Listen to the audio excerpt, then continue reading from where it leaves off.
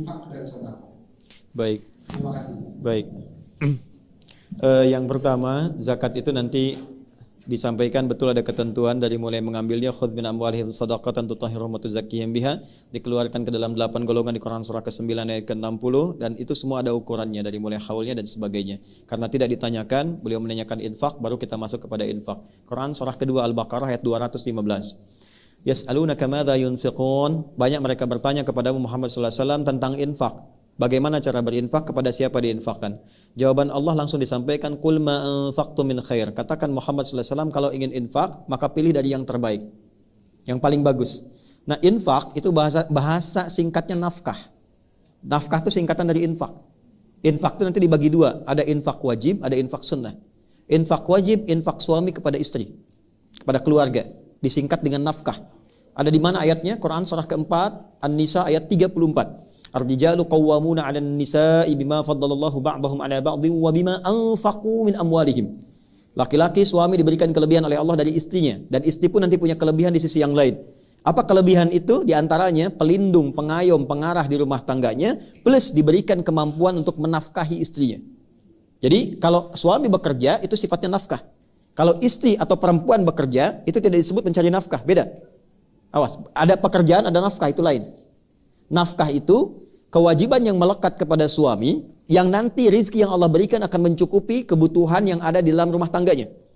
Jadi berapapun yang didapat bisa dibagi. Tapi kalau bekerja biasa, tidak mempunyai sifat nafkah, nanti punya sifat-sifat dan karakter yang berbeda.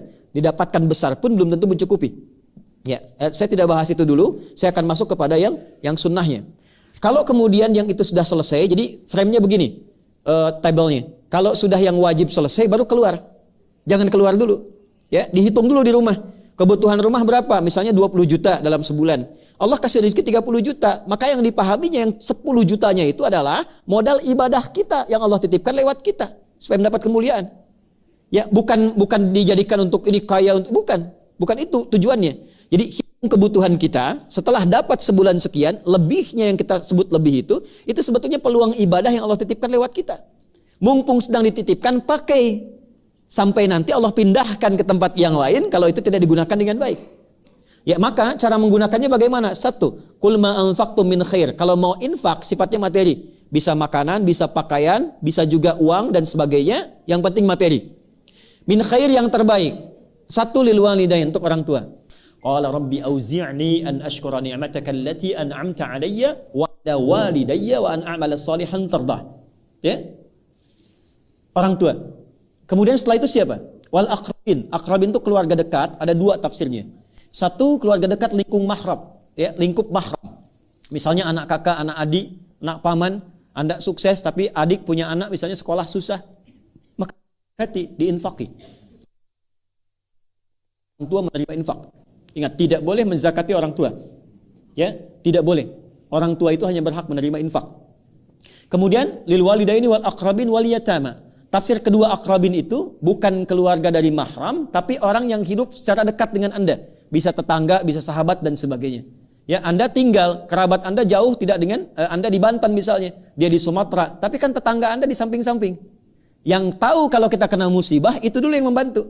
Maka skemanya berikan infak kepada mereka sehingga ada keyakinan dalam hati mereka dan kelembutan dan hadir bersama kita saat ada kesulitan di kemudian hari. Kemudian wal yatama, anak yatim. Ya, yatim ini ada dua sifatnya, yatim kaya, yatim fakir atau miskin. Kalau yatim fakir dan miskin boleh berikan zakat. Dalilnya Quran surah ke-9 ayat ke-60. Innamas shadaqatu lil fuqara wal masakin. Zakat disalurkan untuk orang fakir, orang miskin. Siapa dia? Termasuk yatim. Tapi kalau yatim kaya, dia nggak dapat bagian dari zakat. Dia dapat bagian dari infak. Ya, teman Anda di sini misalnya kaya, meninggal, ada anaknya.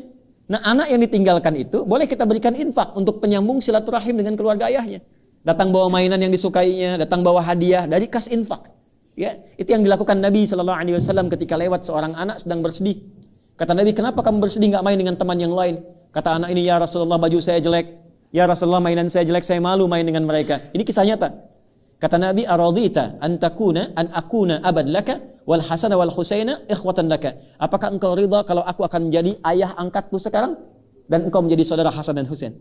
Kata orang ini, radit ya Rasulullah, saya ridha, atau kama qala, ya. Saya ridha ya Rasulullah, maka oleh Nabi diberikan dari infak baju yang bagus, pakaian yang bagus, mainan-mainan yang indah, dia bergabung dengan temannya.